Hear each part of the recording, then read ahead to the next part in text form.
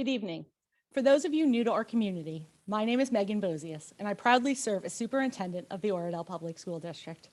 And if you're a returning member to our OPS family, you know how excited I am to get to make that statement. Together, we joined together today in a family meeting, and we constantly use the term family. Because in families, people don't always agree. Sometimes people argue. Sometimes people have different opinions, but at the end of the day, we respect one thing, that everyone in our family is trying to do the best thing for our children. We have several new members of our family, and I'd like to take a moment before we begin today to introduce them. Mrs. Hawley will actually present most of today's presentation, and I know you already know Mr. Hagopian, who will be manning the computers. However, I'd also like to introduce our new assistant principal, Miss Melissa Avgerinos, who will be the assistant principal for grades 3 through 6. Good evening. Melissa Avgerinos. I am very happy to be part of the OPS family. I am excited for what the year brings, and I look forward to meeting with you and your children in the years to come. We were so excited to have Ms. Avgerinos start with us this week. Earlier this summer, we were also joined by Dr. David Roth as Supervisor of Special Services.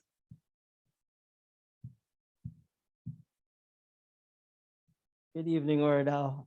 I'm David Roth. I'm the new Supervisor for Special Services. It's a pleasure to be working at Oradell Public School, and I look forward to meeting you and your children in the next couple of days. Have a great night. Both Ms. Avgerinos and Dr. Roth and Mrs. Hawley and Mr. Hagopian will be outside at the beginning of the school year, but we wanted to give you a chance to get to know them. So when you see them outside, you can thoroughly greet them into our community.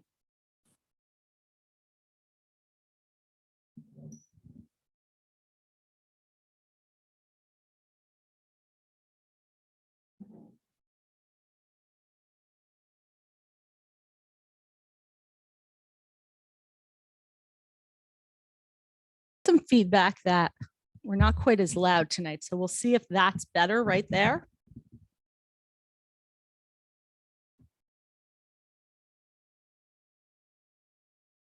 Test.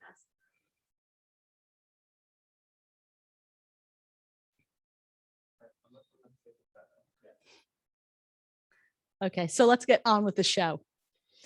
This year, we know that our challenge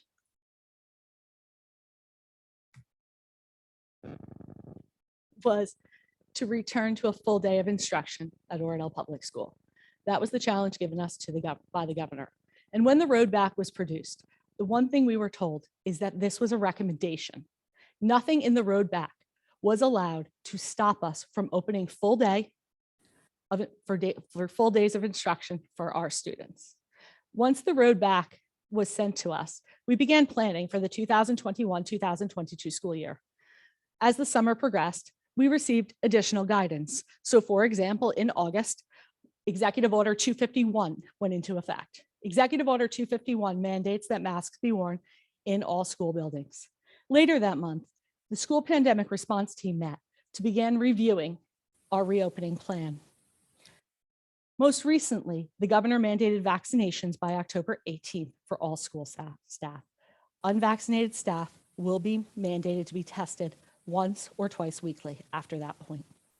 Today, we give you a revised version of our full return presentation. This presentation was shared with you on Monday because we've learned over time that if we give you an opportunity to see the presentation ahead of time, you can tell us what else needs to be in there. I do ask that you remember this evening that we will take no comments in the question and answer from anyone who is anonymous or just uses initials. So as I mentioned before, our school pandemic response team is dictated by legal action. So it tells us who needs to be on there. We need to have parents who represent a variety of grade levels and subgroups. We need to have specific staff members. That includes staff members at certain grade bands. It includes child study team members, school nurses, custodians, and the like. We also included 3 administrators. As a school as big as Oradell Public, each of our administrators comes with a different lens. And the goal of that meeting was to look at some initial thoughts we had for our full return and to decide where else we can make the plan better. In August, the close contact definition changed, and this is incredibly important. Last year, close contact was defined as 6 feet away, masked or unmasked. On August 5th, the CDC updated that definition to state in the K-12 indoor classroom setting, the close contact definition excludes students who were within 3 to 6 feet of an infected student, laboratory confirmed or clinically compatible illness, if both the infected student and the exposed students correctly and consistently wore well-fitting masks the entire time. Everything we have done within this building was done to comply with those 2 definitions of close contact. Currently, every classroom at Oradell Public School has students sitting more than 3 feet away. Therefore, they would not be deemed a close contact. Now, the important part to remember about that is that's masked. If a student is outside 3 feet away, unmasked, they would be a close contact. So if students are sitting, let's say, at a picnic table outside, and they are 4 students at a 6 feet picnic table, and one of those students tests positive, that entire table needs to quarantine. When we review our lunch plan later, because our students are 6 feet apart, no one will need to quarantine if there is a positive diagnosis in the lunchroom. Additionally, we did make the decision this year not to use a domestic travel quarantine. And the reason has to do is people are people. If you are someone who is safe in New Jersey and you keep distancing and you wear your mask, we believe that you will also be safe in Kansas or Montana or wherever you go. Now, we're starting the year this way. If our risk level in the region goes up, we may choose to reenact a domestic travel quarantine.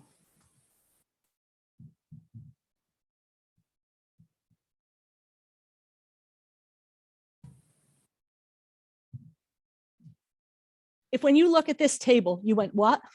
It's okay. Because the fact is everyone in this building understands this table. And so you don't need to understand it. You need to trust that we do. What this table says is that the risk of our region dictates our action. So right now, the Northeast region, which we are a part of, so we're not just Bergen County, we're included in Passaic and I think Hudson or Essex as a Northeast region. We are right now in moderate risk, okay? So right now, because we are in moderate risk, if you were a close contact, you would need to quarantine for 7 days with a test at day 5. If you chose not to be tested, you would need to quarantine for 10 days. Now, if we move to high risk, the quarantine periods change. They go to 14 days. So it's not like we just pick that number out of the air, and we ask that you don't get frustrated if it just suddenly changes right before you have a positive test case or you're asked to quarantine. It's dictated by what our region rate is. So how do we know that? How do we get our region rate? Every week, usually on Thursday, the New Jersey Department of Health releases this specific document. So they actually just released today's for last week. And this document is what guides our regional rate. So sometimes when we hear, well, the case rate's gone up, but the case rate is not the only factor to our region.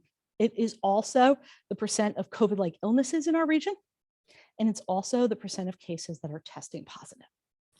Now, I've given you an active link within here, and so we will post this presentation on the website, and you can follow our regions. You can also link on that weekly activity report, and you can sign up to get the emails every Thursday to keep track of our regional risk rate. So what happens if there's a positive case? So the first thing that happens is the parent typically will notify either the principal of the school, the assistant principal of the school, or the nurse. Okay, any one of those is appropriate. The nurse will then contact you. She will review with you close contacts in the school. Who was your student with during the school day? She will do nothing about outside the school. That's up to the Department of Health. However, she will ask, what classrooms was your child in? Did they go to a special area class in the past 2 days? And 2 days is important because 2 days before symptoms or 2 days before a test, if a child is asymptomatic, is the contagion period. Nurse Gina will also review with you isolation protocols. How do you help your child stay away from the rest of your family so that they don't have a longer quarantine period? She will then notify the Bergen County Department of Health. They're the ones that would take care of any contacts outside of Oradell Public School. At that point, the school will then communicate with you. The first thing the school will do is they will send an email to the class of that either the student or the teacher tested positive. This is new. Last year, if you were in a class where a student or a teacher tested positive, we said to you, okay, now you have to quarantine. But remember, our classrooms were more than 3 feet away.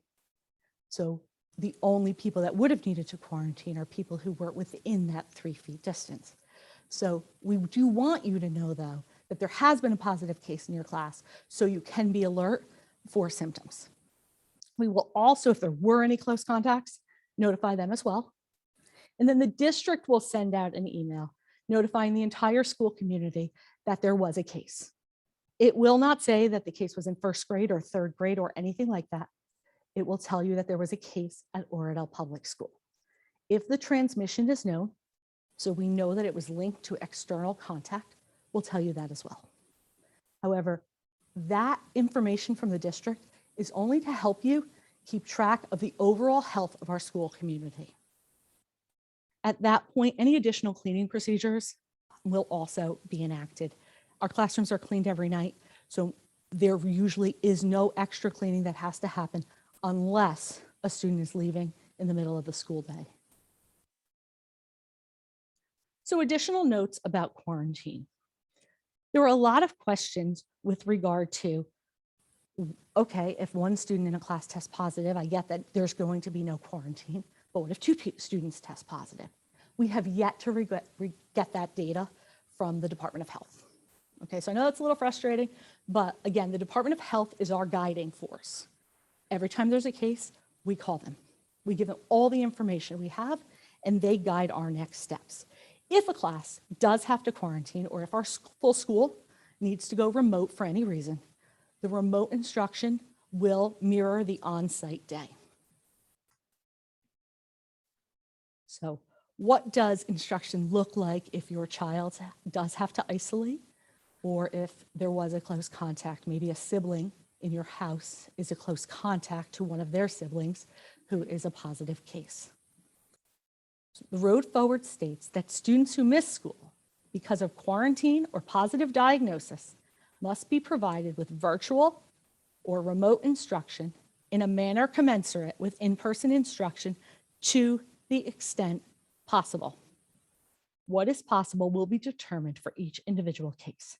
It may include asynchronous work, which will be assignments given by the teacher.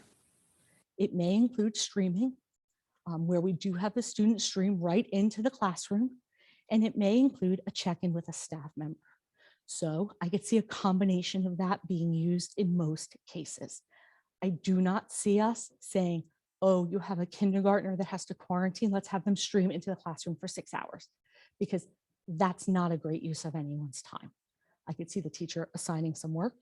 I could see us arranging then for a teacher to check in with that student to see how the work is being achieved, and perhaps a streaming in during the read aloud portion of the day. These decisions are going to be decided on a case-by-case basis. Who's available to do a check-in? What's the age of the child? How long is the quarantine period? So a note about vaccines. According to Executive Order 253, beginning October 19th, all public school districts must require employees to provide proof of vaccination or submit to mandatory COVID-19 testing at a minimum of once a week. Additionally, vaccinated employees will not need to quarantine if deemed a close contact. So if they are in a classroom where a student tests positive, Vaccinated employee will not need to quarantine. Unvaccinated employees will need to quarantine and will not be provided remote accommodations during this time. Those staff members will need to use sick time and provide substitute work for a substitute to teach. In the case of volunteers, the district has made the decision to require proof of vaccination upon entry into the building. This decision was made purely for operational reasons.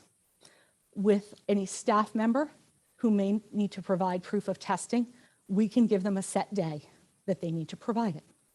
However, with volunteers coming in on different days, for us to oversee, did we see a test result for this person this week? Did we not see a test result for this person? The extra responsibility on the district, it impacts our ability to do our daily job. So if you are volunteering, say you are a PTA volunteer each week, every other week, and you're handing out bagels, you will be asked to provide proof of vaccination when you enter the building and sign in that day. Just so you know, where the laws went last year, there was no real penalty out there. Both the masking mandate and EO 253 do have both fines and other penalties associated with it. I know that there are many parents that are like, I want to know if my teacher is vaccinated. We're not going to tell you. Vaccination is a private matter. However, we will tell you that beginning with the first day of school, we will begin to collect vaccination information. And as October 18th comes around, we are more than happy to share a percentage with you. I would share a percentage with you right now. However, the percentage I know from June, well, we just brought 14 new staff members on. So that would be an inaccurate number. And I don't want to give you a number unless I know it's accurate. So AIR and OPS. We had a lot of questions about AIR this year, which was really interesting to us because this was the primary question our staff asked this year. So as I was preparing today's presentation, I said to myself and I said to the team, didn't I answer this all last year? And then I realized I did, but I answered it for our teachers, not for our parents. So I'm going to give you a little overview of AIR at Oradell Public School. OPS has 3 different types of air units, which bring air in from the outside and provide filtration in our classrooms. Those types of units are a rooftop unit. So you'll see one down in the corner over here. That type of unit controls our kindergarten, for example. It's one of our newer units. It's the newest wing of the building. So it's on the roof. And if you know anything about air, the one thing you want to know about a rooftop unit is if the air that's coming in is on an opposite side of the unit of where the air is leaving so that there's no mixing. And in our AON units, that does happen. We also have Airedales, which look like closets. They provide heating and cooling to about 7 to 8 classrooms at Oradell Public School. The majority of our classrooms have univents, and that's this unit in the middle over here. And if you see the univent, you're going to see a vent on the top of it. That's where the air is coming in from the outside and coming out into the classroom through those vents. So it's always very important. We talk to our teachers that we never want those vents covered because it would block the fresh air from getting into the classroom. Our univents were installed in 2017. These rooms, because these are not cooling units, they're just air filtration units. So they do provide heating and they are always on. So even when we don't need heat in the summer, it will be blowing. And our teachers will tell you when we first installed them, they kept telling us that it felt there was a lot of air coming out. They now understand there was a lot of air coming out because that's what it's supposed to do. It's supposed to continue to bring air out into the classroom from the outside. And then on the bottom of that unit, you'll see another vent that is sucking the air from the classroom back in to filter it. Filters in all of our units are changed based on manufacturer specifications. And in terms of air exchange, all of our units meet ASHRAE standards. And if you don't know what I'm talking about, it's okay. Know that our units do what they need us to do. That is why we were able to open last year while other schools weren't. Although we always believe that more fresh air is even better. All of our classrooms do have windows that can be opened, and we have created ways to keep our classroom doors open too, because this increases the airflow within the classroom. In last year, we kept our windows open unless it negatively impacted learning. Too hot, too cold, and then there was a period of time in the spring where the seasonal allergies, we had students that were truly being impacted by having the windows open. So for about a week or so, we did close them in some classrooms. In November of 2020, Global Plasma Solutions needlepoint bipolar ionization units were installed in our Univent, Airedale, and rooftop units. You're going to hear a lot about bipolar ionization in the news. And just so you know, the one thing that they'll say is ozone, ozone. There is zero ozone emissions from our bipolar product. The same technology that we have installed at Oradell Public School has been installed at Google, Harvard University, and in ICUs and ORs at the Mayo Clinic. And this is fact. Our only COVID case linked to school transmission happened prior to the installation of Global Plasma Solutions technology. Now, I have no proof that that's why we had no internal transmission in the school after November. However, it could be a coincidence, or it could be that the product actually did work for us last year. I am going to let Mrs. Hawley talk to you a little bit about the school protocols at OPS this year.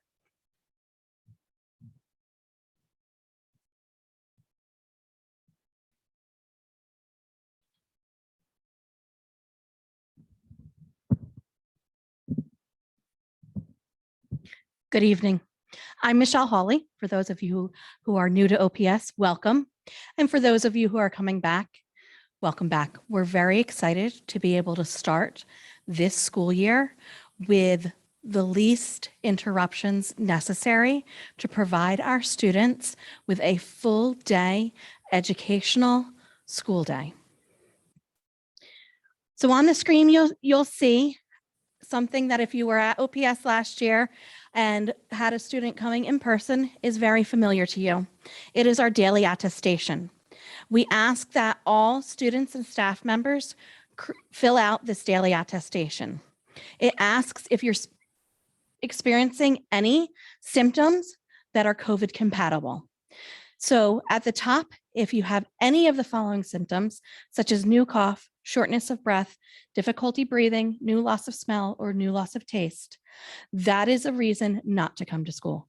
If you are experiencing 2 or more of these symptoms, fever, chills, shivers, muscle aches, headache, sore throat, nausea, diarrhea, fatigue, congestion, or runny nose, we are also going to ask for students not to come to school. We're also going to ask you if you have been in contact with someone who has been diagnosed with COVID-19, or someone in your house has been diagnosed. I know it is inconvenient. I too forget to fill out the attestation. Every day at 7:15, if you are signed up for text messages in our parent portal, you will get a reminder. We hope that helps. Additionally, you can fill out the attestation by going into the parent portal through your phone. I know that's a little bit easier than getting to a desktop. If you have old lady eyes like I do, you can just zoom out and it actually will work for you the same way it works on the computer. Please help us by filling this out for your student daily.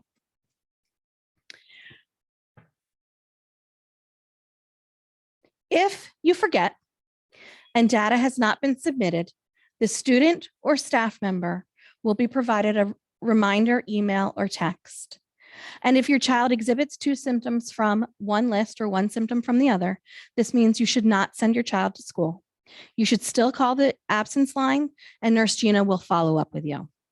If a student is demonstrating COVID compatible symptoms on site, Nurse Gina will direct the teacher as to where to send the child to do a health screening.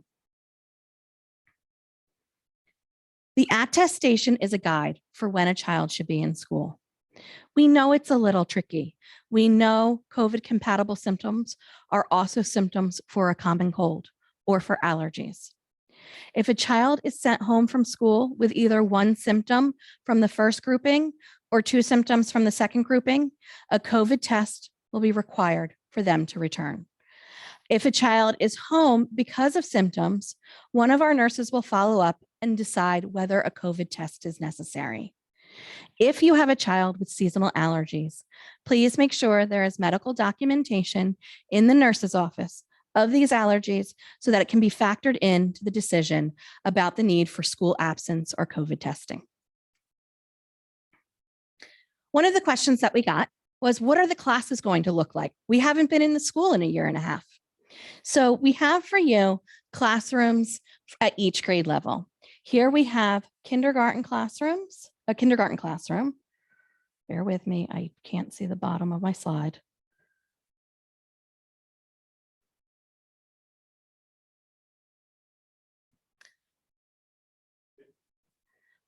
The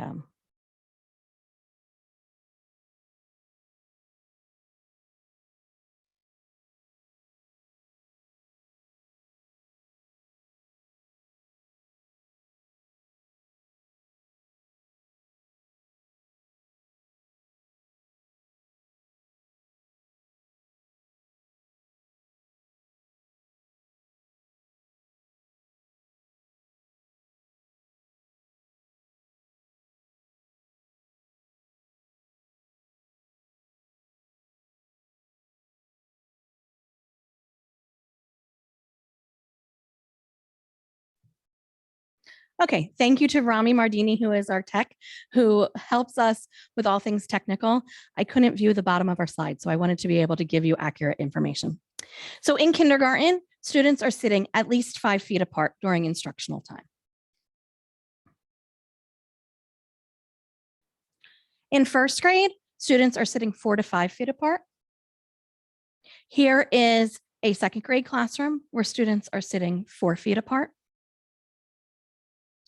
Third grade, students are sitting 4 to 5 feet apart.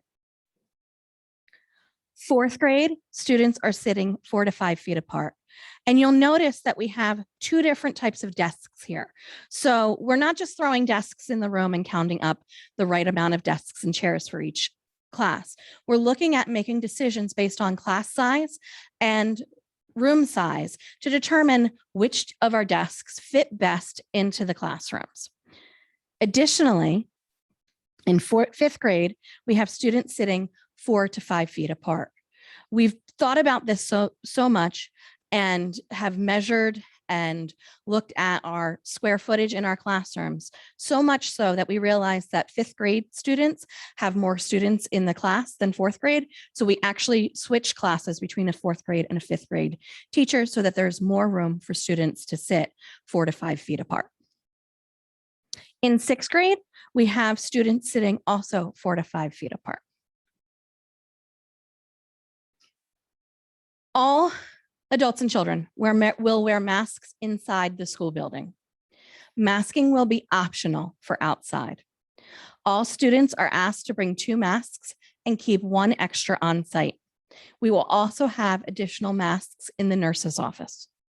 Hallways will remain 2-way with arrows, marking which side of the hallway to walk on. Stairwells will be 1-way during the school day only. While classroom doors will be in the locked position in case of an emergency, these doors may be opened to increase airflow when the windows are open. Only visitors who have arranged a visit ahead of time, such as a parent or a vendor, will be allowed in the building and will be required to have a temperature check and complete an attestation. Once we hit October 18th, they will be required to show their vaccination card. Parents who are picking up a child before dismissal or from the normal nurse's office for something like a toothache will wait in the enclosed lobby of the main office. The sign-out book will be in there and the child will be brought out to you. Parents who are picking up a student from the quarantine nurse's location will enter through the auditorium door and will be informed by the nurse's office that this is the procedure. Classroom furniture has been reduced in all classrooms, with desks replacing tables. Students, as I said, will sit a minimum of 3 feet from each other. Students in classrooms without closets, some in grade 4 and all grade 5 and 6, will be assigned a locker to share with another student. A parent may choose not to have their child use the locker and to have their child keep their backpack on the back of their chair. Only coats and backpacks will go in the lockers. General education students in grades 4 through 6 will not change classrooms.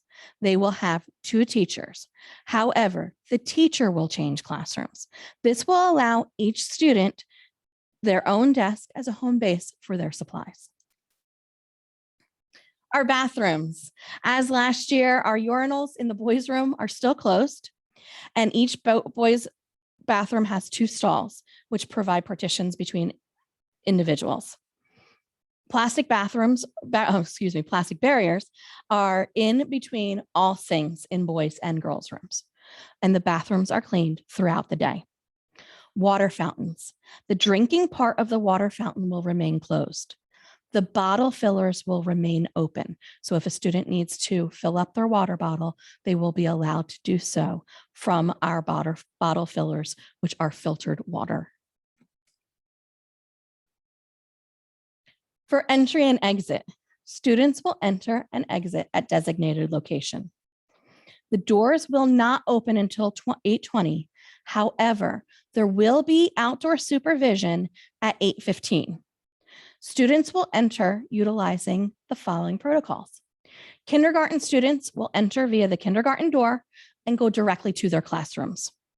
First grade students will enter into the auditorium. They will sanitize their hands and sit in chairs with students spaced a minimum of 3 feet apart.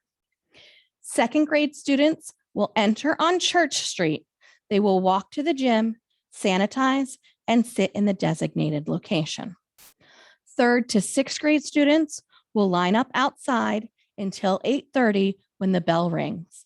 They will have supervision outside from 8:15 until 8:30. At the beginning of the year, there will be cones to guide, enter, and exit by class. Don't worry.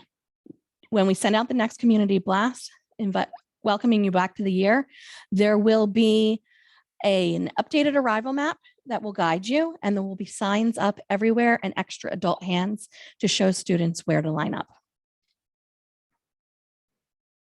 We're going to run 3 lunch periods next year to decrease the number of students having lunch at one time.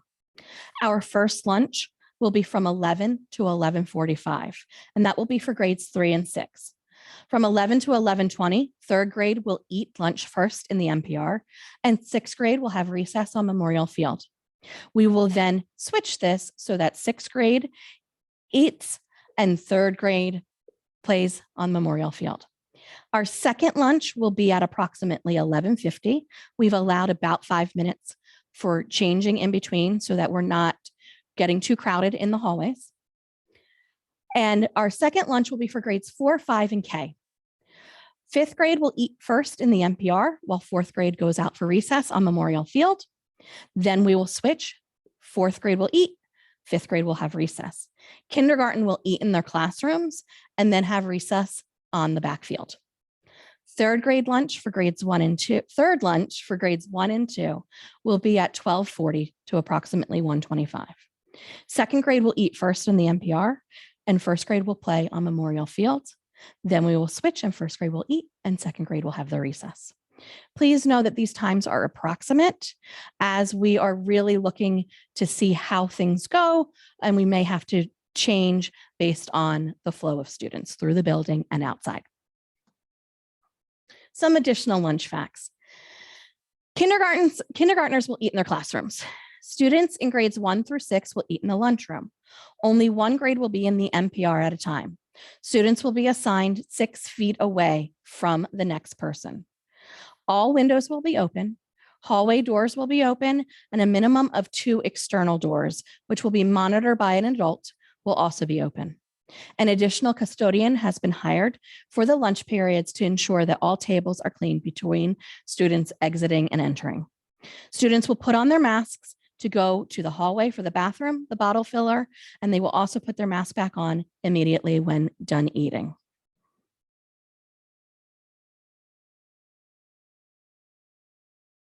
When students move to recess, I'm sorry, Ms. Sposies was just doing charades.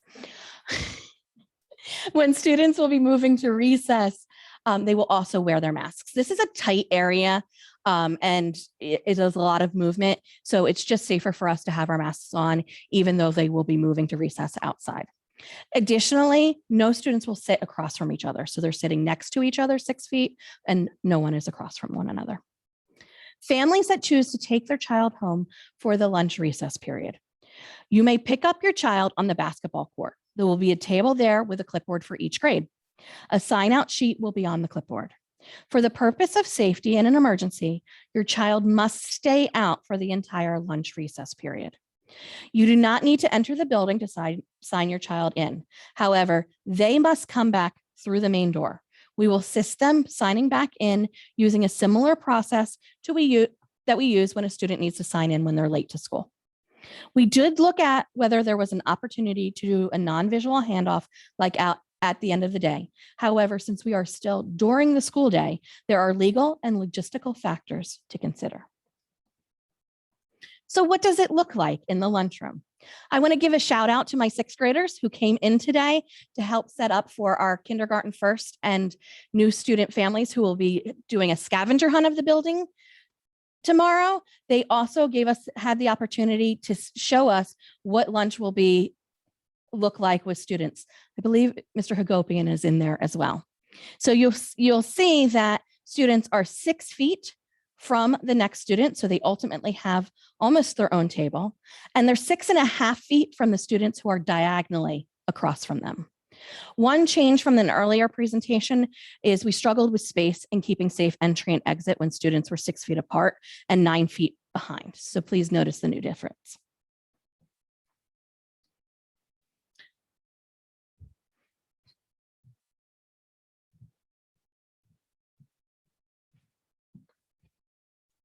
It didn't feel fair to ask the new principal. It didn't feel fair to ask the new principal to address this question.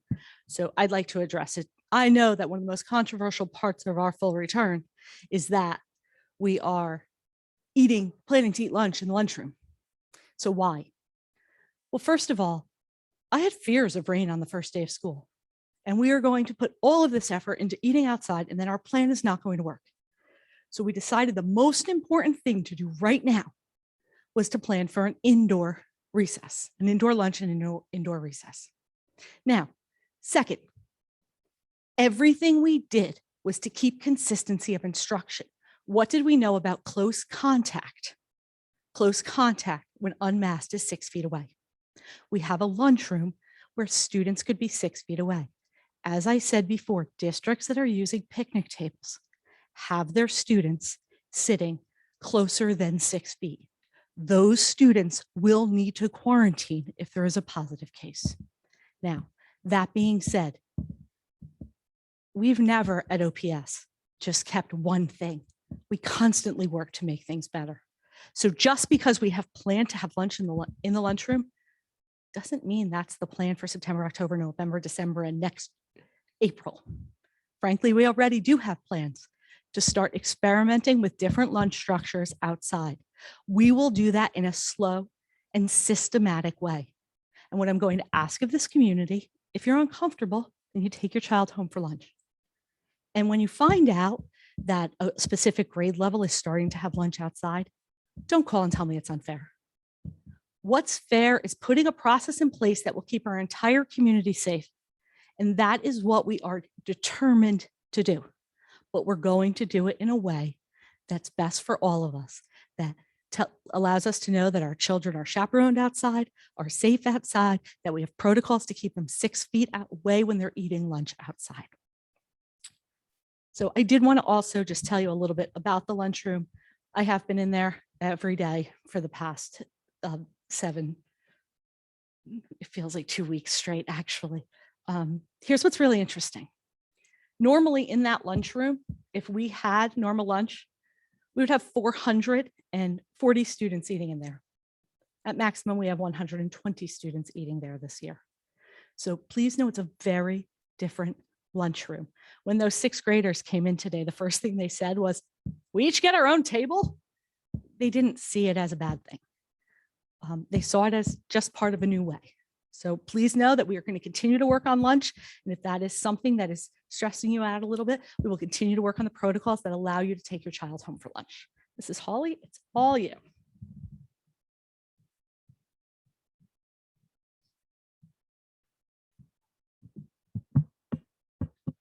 I really am significantly shorter than Ms. Bozius. So we did get a number of questions about our A to F schedule. If you were with us last year, we worked on an A to E schedule. If you were with us 2 years ago, and prior to that, we were working on an A to F schedule. Some schools have special areas, music, art, PE, world language, and library on a set day of the week. At OPS, we use a 6-day cycle instead of a Monday through Friday cycle. So if your child has art on an A day, it is every A day. The letter of the week will also be on the front page of the website. A paper calendar is also there that you can print out from at the beginning of each month. So you'll see that Thursday, September 2nd, our first day of school, is an A day. Friday is a B day, and we have a C day on September 9th. So even when we're off, we don't count those days. The 10th is a D day, 13th E, 14th F. So our students will go through one cycle of specials by the time they're in school through September 14th.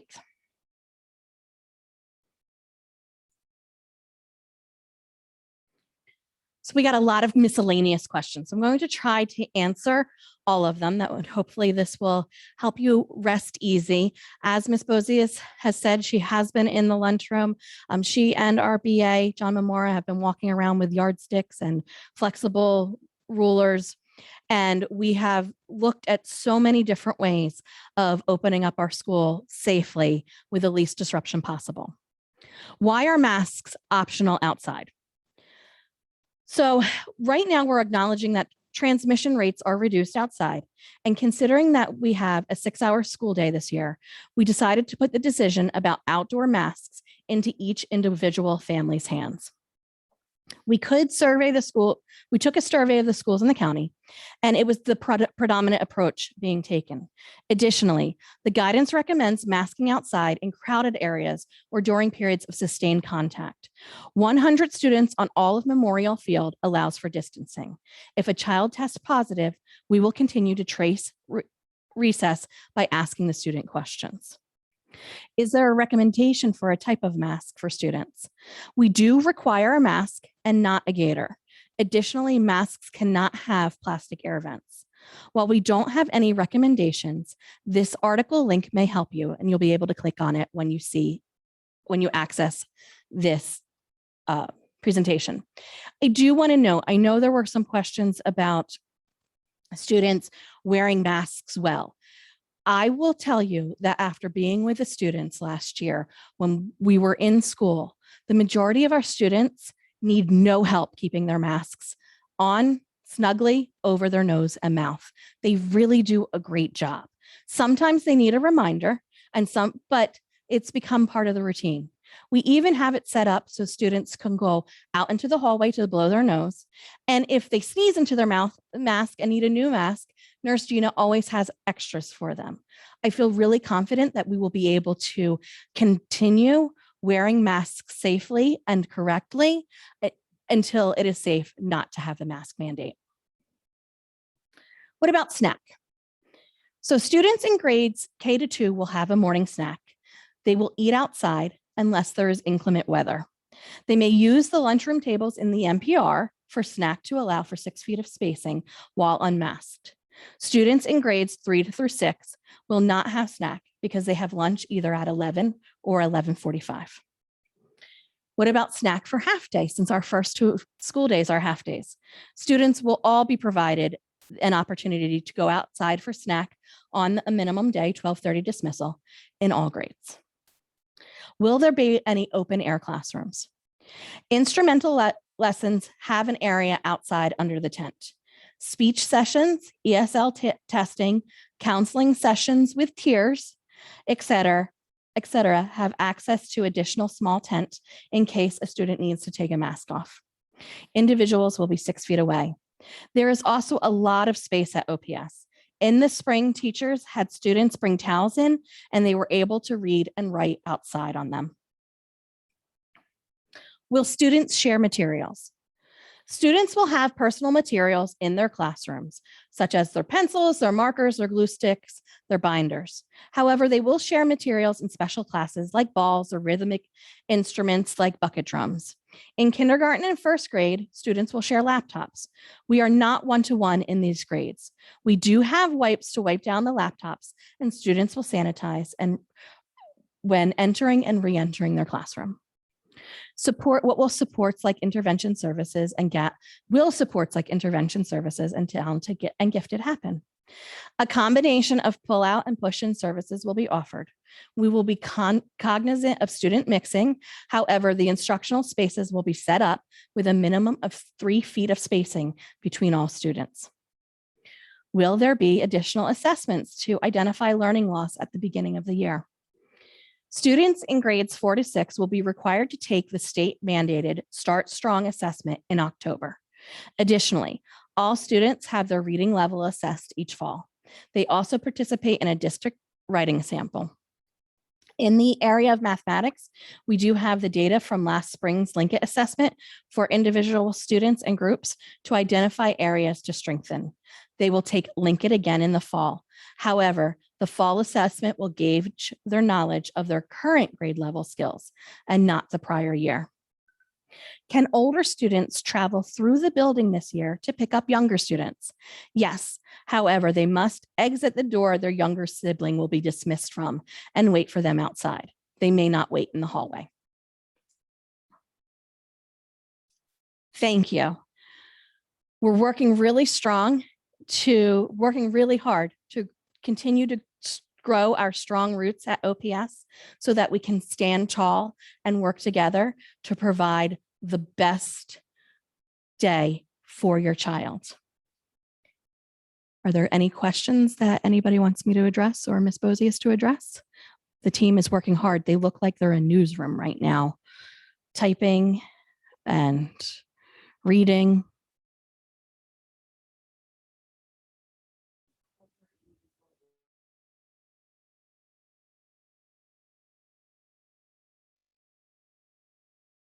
Okay. To ask a question, we're going to ask that you type it in the Q&A box, not raise your hand. And most of the questions that have been asked, we are going to type answers to because they're pretty individualized questions.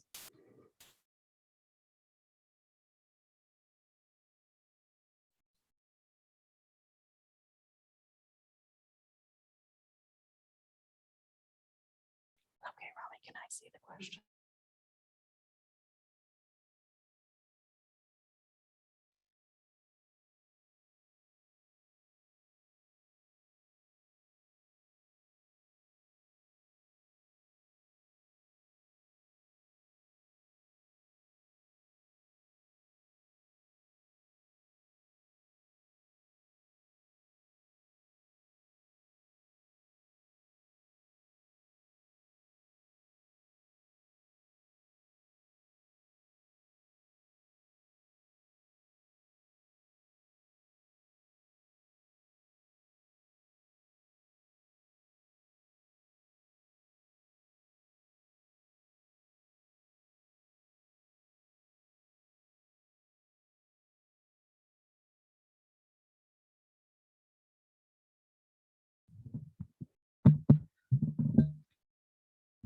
I'm just going to answer a few questions live that came up. And one of them, because it's a Oradell Public School, had to do with food, because food's really important to us. The PTA will be starting some of their lunches this year, but we are going to start slowly so that we can make sure that good safety protocols are in place. So bagels will be the first one, and then we'll add another option. We have reached out to Nicholas Markets, but we haven't heard back from them yet. And so whether or not they were to come back would be, what are the protocols they have in place and how will they be distributing lunches? Another question that came up was about the YWCA. Any group that uses our property has to use our protocols. So if you are a Girl Scout troop and you're using the library, your troop must be masked while they are here in the library. If your students are going to the Y after school, they must be masked while they are inside the building. They do not need to be masked outside the building. We do not take temperatures before school each day. We never did, and that's something that we don't plan on starting. In terms of small kids and this concept of how do you keep children 3 to 6 feet away? Well, that's actually, remember, close contact is 15 minutes with the same individual over a 24-hour period. Children are running around all the time. So it's not necessarily about keeping them apart. It's about just trying to keep them playing with lots of different people. It's actually a great SEL skill. So don't always sit with that one person and that's what we talk about in our classrooms with our teachers. Don't always keep kids partnered up the same way. Vary those partnerships during the day. The reason for assigned seats at lunch is so that in the beginning, we want to be as stringent as possible. And we want to be able to make sure that we can track any cases that are linked. And the best way to do that is through assigned seating at lunch. In a month or so, if we're running fine and we're not seeing anything, that is a protocol that we may stop doing. Just going to scan through. Will kids with allergies sit at a separate table? What we're going to do with kids with allergies is when we assign the seats, we are going to sit them in a specific spot in a specific table. But the fact is, every child is at their own table in the lunchroom right now. And in kindergarten, they're at their own desk. So it's a little bit different than when we shared lunchrooms because the fact that they are 6 feet away. So we will try to do what we've always done and keep students with allergies to one side of the table, but that will be part of how we do the assigned seating. Classrooms will not be sanitized in between specials, and a lot of that has to do with the most recent research with the defoggers, that we don't want them in terms of respiratory near students. So they'll be wiped down, but not necessarily disinfected with the foggers like we were doing last year. With regards to preschool, our preschool will run exactly like our preschool ran last year. Students will be at individual tables, 6 feet apart. They will wear their masks just like everyone else, and they will share materials. They will hand sanitize if they use blocks, but those protocols are just like the protocols in our kindergarten class. With regards to school lunch, as I shared before, right now you need to send your child with lunch, and I encourage everyone to sign up for the PTA at oradellpta.org, because you will get that lovely website, that lovely email every Monday, and that will keep you abreast of when you can begin ordering lunches through the PTA. Do parents need to wear masks outside? No, because it is outside and masks are not mandated outside. Our substitute teachers will be mandated to be vaccinated, and we are going to treat our substitute teachers like we treat our volunteers. It will be vaccination mandated. Tests won't be an option. It would be too difficult for me to remember what day a sub came in and did they show a test for this week. So we're going to treat them. And again, we don't want any operations to get in the way of the work we have to do every day. So both our per diem substitutes and our volunteers will be mandated to be vaccinated. I'm seeing a bunch of questions with regard to some other things like homework, like picking up students. A lot of that's going to come out in the next community flash. So I'm not answering them right now, except I know that those are normal school protocol questions that will be taken care of. But I do want to remind you all of something right now. Yesterday, around 5 o'clock, or if some of you were at the pool, I hear it was around like 4 something, and you realize the portal opened. Okay, so you all logged into the portal, and the first thing you had to do was say, did you read the OPS student handbook? And how many of you right now, let's reflect on it, a little self-honesty, said, I did, but you've never opened it. So a lot of these protocols are in there, okay?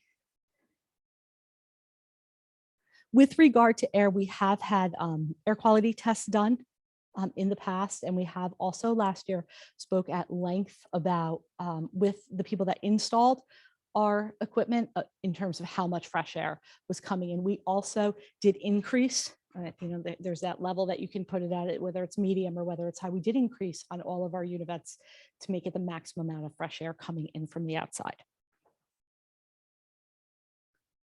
Yes, students may keep water bottles at their desk. Each classroom will have a separate, some classrooms, you just take a sip break by going like this. Some classrooms, like when you blow your nose during our current time, we ask you to blow your nose in the hallway, and that's why we have desks in the hallway, and we have tissues in the hallway, and we have trash cans in the hallway. Sometimes a student may step outside to take a water break. With regard to gym class, right now we are going to mandate masks for inside gym, and masks will be optional for outside gym. Why? Well, the fact is, in the mask mandate, Executive Order 251, it talks about gym that to take your mask off, if there's going to be this physical exercise, you need to be 6 feet away. That's really hard to manage in the gym classroom. So we are going to start with masks on in gym. We did this last spring when we brought our students back and we started specials in April or May. One of the things we were really excited to try was physical education on site, and they actually did do physical education on site in the gym with students masked. They specifically created activities that masking inside wasn't going to be an issue. And again, our real goal is to keep them outside as much as possible. That's actually why we're not using the backfield for recess. We're leaving the backfield open for gym as much as possible.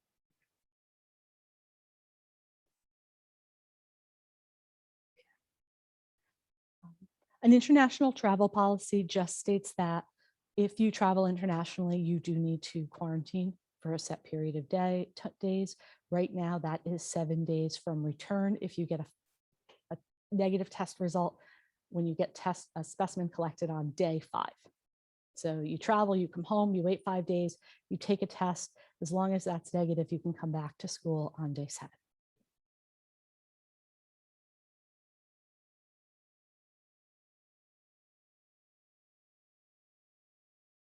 Right now, in terms of domestic travel, we are not. In terms of domestic travel, we are not. If you travel within the contiguous 50 states, 48, I guess 50, you do not need to quarantine. I'm sorry, I'm trying to scan really quickly at the same time. I think the team has the rest of them based on what I'm seeing.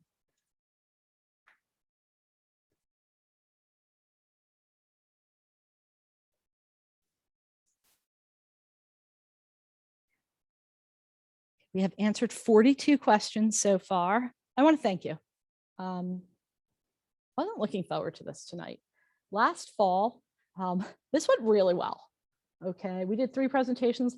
We did 3 presentations last fall, and they went incredibly smoothly. And then the one came in April, and it was like there were no rules, and people were throwing questions out, and people wanted to talk, and it made a much tougher time for us to present and also to be able to answer your questions. So I want to say thank you for being so respectful of the directions we sent out, sending in questions, sending in really great questions. If we didn't answer your question, in some cases, we actually emailed you back and said, this question is really about kindergarten and we'll answer it, but we're not going to answer it right now because our attention was focused on revising this presentation. Okay. Okay, so thank you and have a great night.